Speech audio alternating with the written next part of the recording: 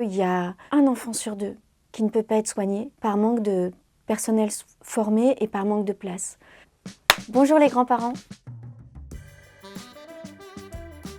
C'est l'histoire d'une femme, Elisabeth, qui va donner des ateliers d'écriture dans un centre de pédopsychiatrie à Necker, en fait, où elle a été internée quand elle était plus jeune. En fait, même si le personnage s'appelle Elisabeth, je parle de mon histoire. J'ai été internée en 1980, dans les années 80, suite à une tentative de suicide. Et en fait, j'avais pas du tout l'intention d'en faire un film de cette histoire, mais au moment du confinement, j'ai vu ces chiffres, comme nous tous, de la fragilité psychologique des jeunes grimper, et je me suis dit que ça pourrait vraiment avoir du sens de mettre en perspective mon expérience avec ce que vivent les jeunes d'aujourd'hui.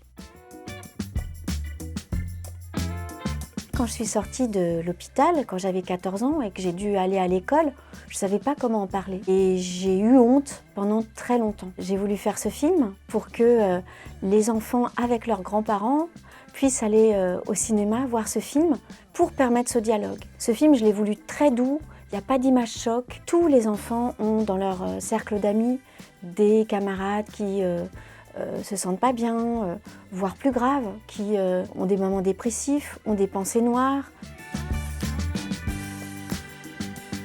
Ça reste encore très tabou. On a beaucoup parlé de la santé mentale des adultes, mais finalement assez peu des jeunes. Donc c'était aussi l'idée d'abord de m'adresser à ces adolescents et de leur redonner espoir. Et puis l'autre axe, c'était de m'adresser cette fois aux adultes, à la société en général. J'ai même été au ministère de la Santé pour en parler, pour qu'il y ait une prise de conscience. Et plus on sera nombreux pour ça, mieux ça sera. Je cite un chiffre à la fin du film, 246. C'est en pourcentage l'augmentation des hospitalisations des jeunes filles de 10 à 14 ans pour tentative de ces 10 dernières années.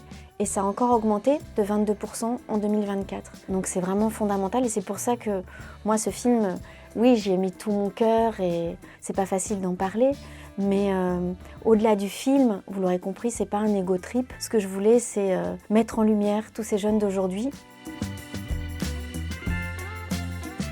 J'avais une grand-mère que j'adorais. Là, il faut faire attention parce que je vais être très émue. Elle s'appelait Mamie Monique, qui était une grand-mère idéale, absolument idéale. J'ai vu énormément de films avec elle, énormément. Je me rappelle qu'on avait vu Gaston Lagaffe ensemble et que j'avais adoré, mais ce qui comptait pour moi, c'était pas tant les histoires que d'aller au cinéma avec elle. C'est un film qui est lumineux, plein d'espoir et qui montre qu'il y a des solutions.